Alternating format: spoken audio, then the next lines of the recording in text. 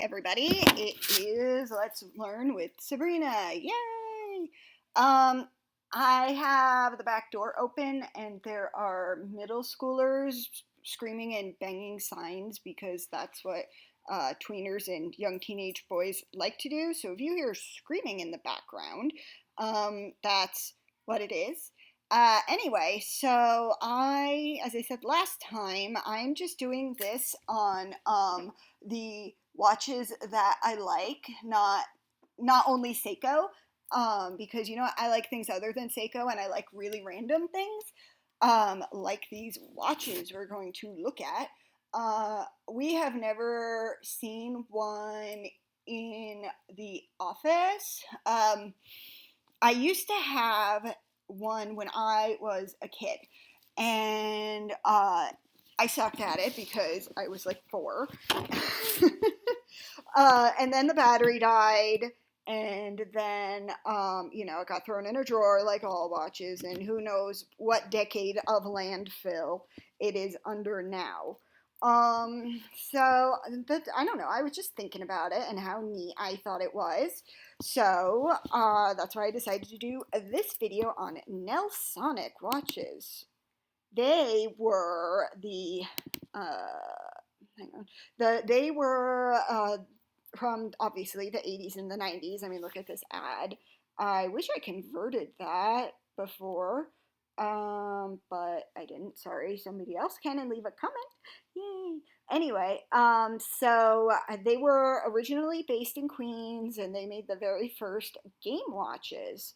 Then the first game watch was in 1981, and it was the Space Attacker game.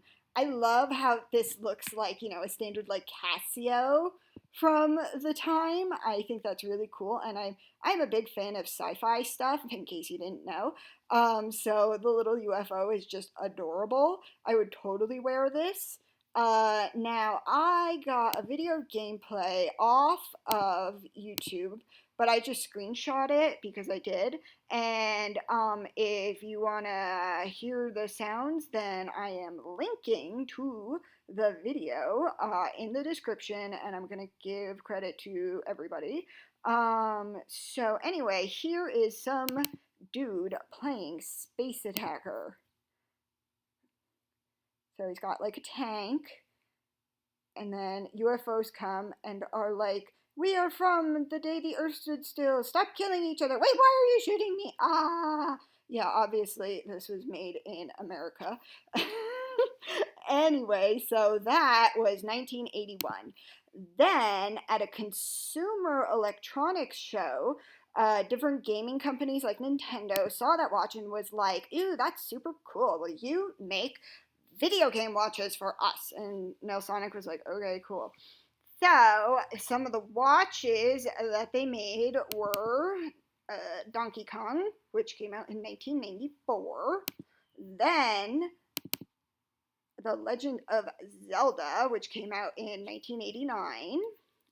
I hope you guys didn't think I was putting this in chronological order, because it's not. Okay, then is Super Mario 3, and it shows what the package was like back then, which is pretty cool. And lastly, the one that I had, which is Super Mario 4.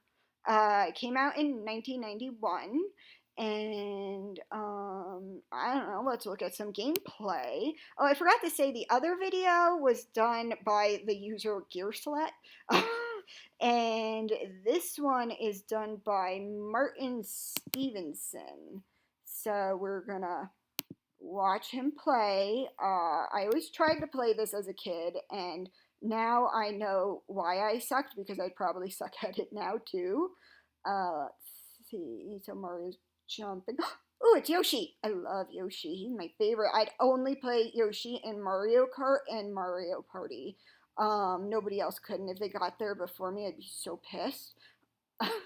Anyway, so I guess, I don't know, now he's saving Peach, and that was a fish, or is that his fist? What the heck am I looking at? Okay, is that it? Are we done? we're done. Wow, that was intense. That was some crazy gameplay. And I feel like I'm like one of those YouTubers that the kids watch playing video games. Too bad it's not mine. But I mean, yeah, it's not my video, but like I said, I would have sucked at it. So you would have seen me die a million times and go, God damn it. And then I'd be like, you know what? I have something else to do. So this is done. Bye. Anyway, so I found this instruction manual for Pac Man.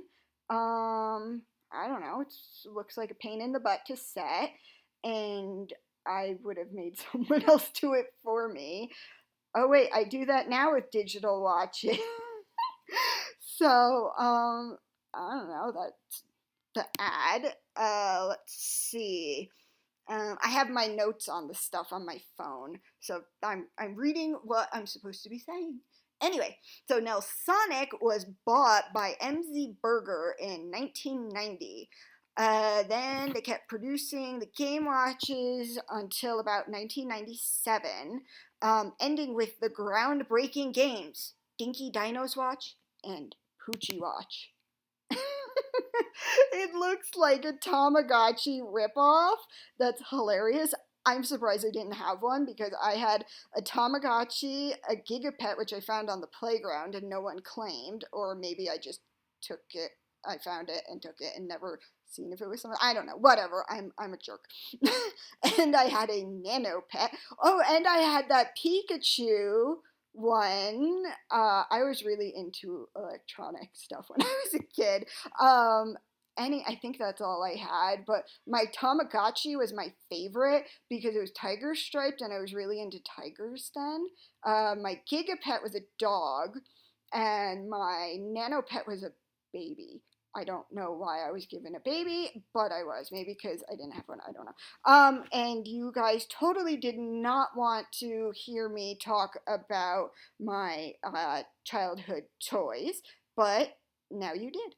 And anyway, so I was looking at, let's look at, not the video.